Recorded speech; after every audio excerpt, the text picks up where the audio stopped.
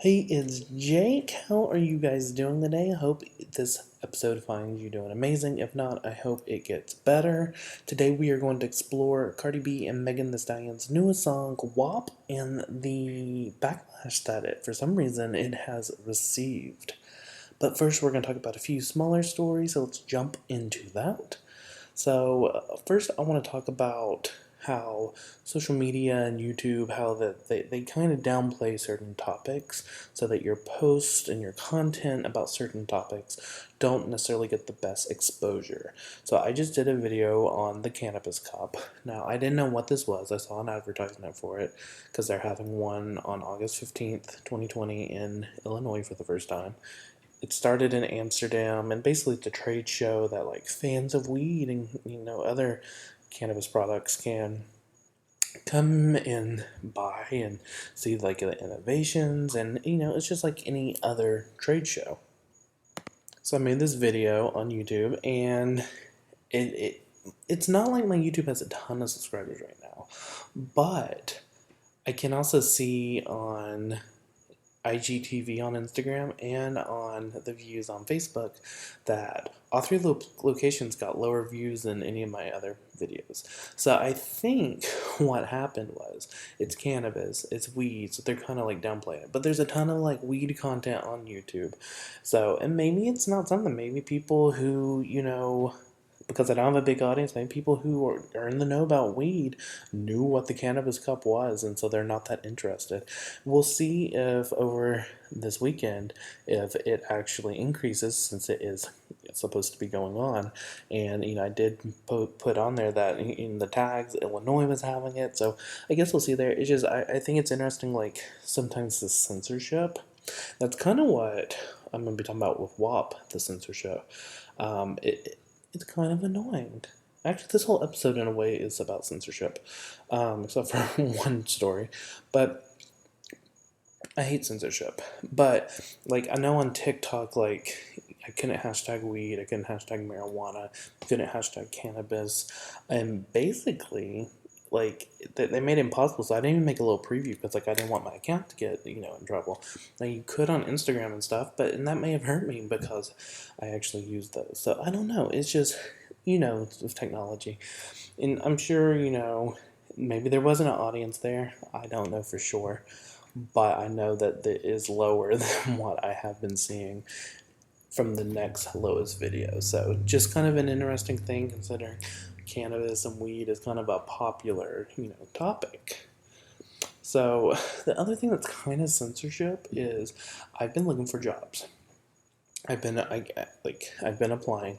I just graduated in December. Then the pandemic happened, and I had two jobs that seemed interested, and then they canceled their position in March, which can't blame them.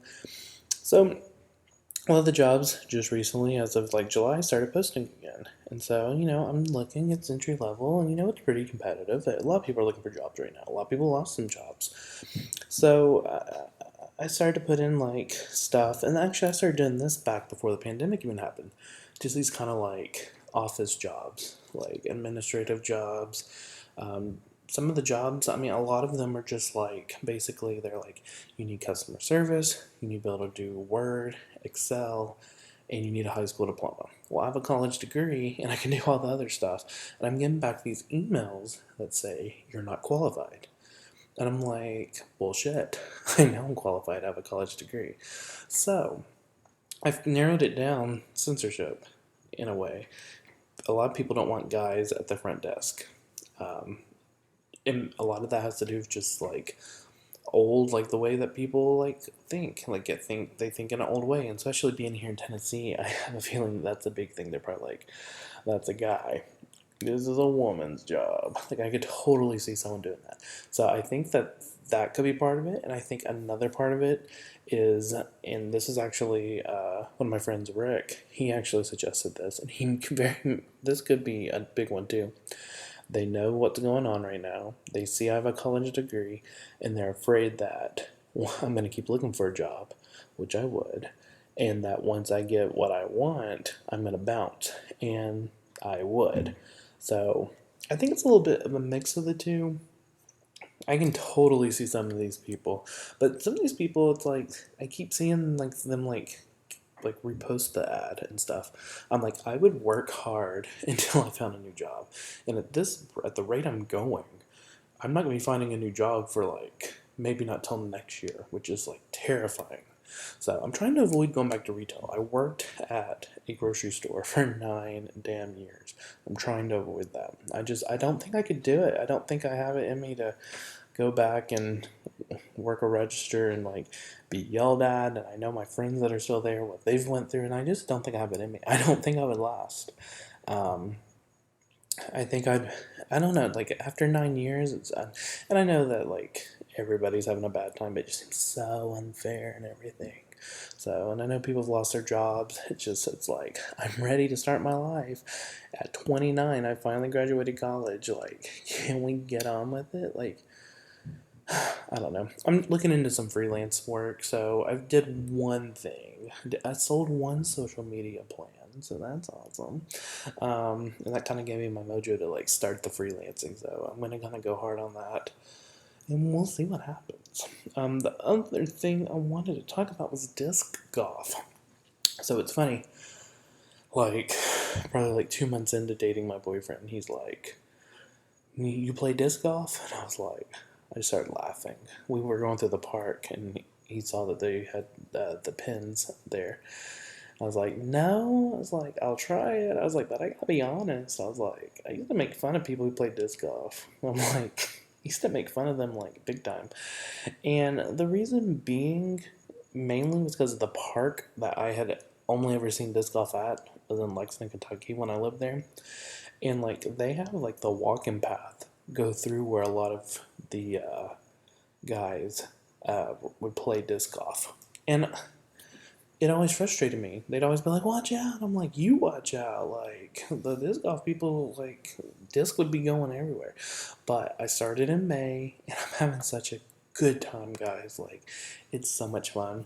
Now, if you know how golf works, if you're plus, you're bad. You want to be negative, as far negative as you can get. That's how golf works. That's how disc golf works. So when I started, I was like plus 60. No shit, not lying to you.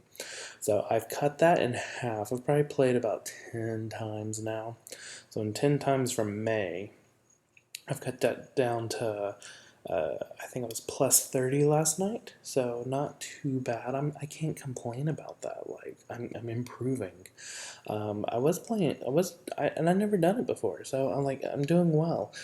He also got me into playing golf. Like it's really kind of fun and everything, but we quit going to the driving range because of coronavirus. So I haven't really been improving there.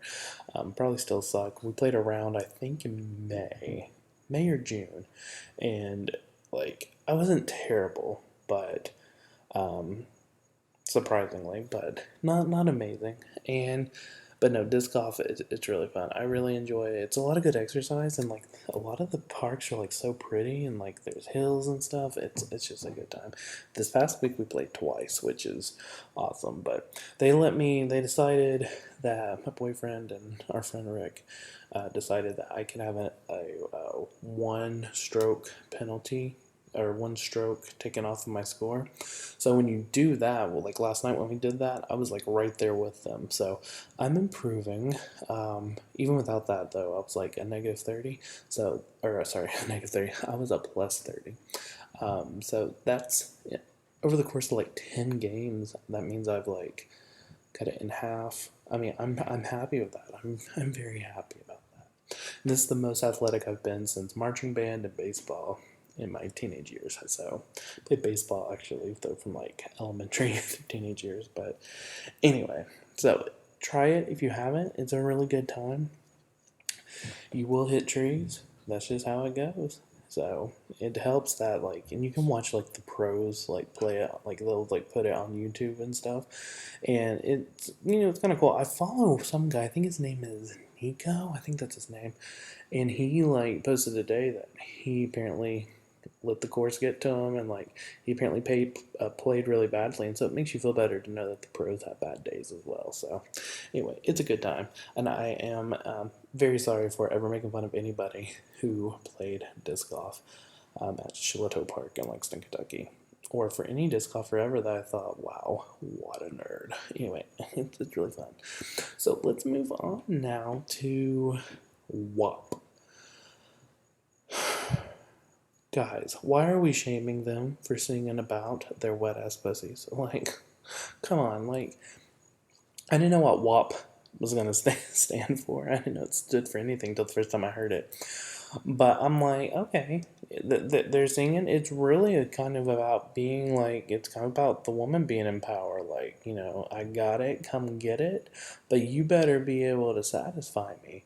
And that's not that far off from a lot of songs about guys singing about their dicks. Like, and people like embrace and sing those songs, and like they have talked like in a way like that's kind of like down toward, like I kind of feel in a way like Cardi B and Megan the Stallion are kind of talking down toward the men, like you better be able to do it. And that's kind of like how like the guys sing, like you girls, here's my dick, you better be able to satisfy me.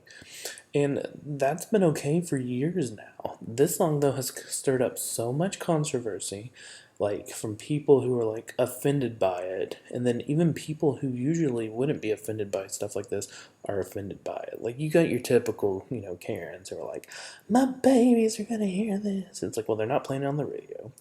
This is why I hate censorship. Like it should be playing on the radio because honestly, the edited version makes the song title not make any sense because it's a wet and a gushy. So it's a wag instead of WAP, but they still call it WAP.